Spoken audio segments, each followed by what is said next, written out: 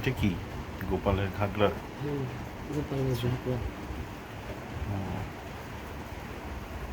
এই দিক দিয়ে পরাবে, এখানে ক্লিপ।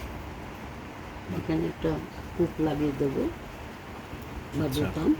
এটা আরেকটা। এটা আরেকটা। এটা ইয়েলো কালারের মধ্যে, আর এটা কি ব্লু কালার। ব্লু কালারের নিচে আবার পুঁতি দেওয়া হ্যাঁ, চুমকি। নাকি চুমকি? চুমকি চুমকি।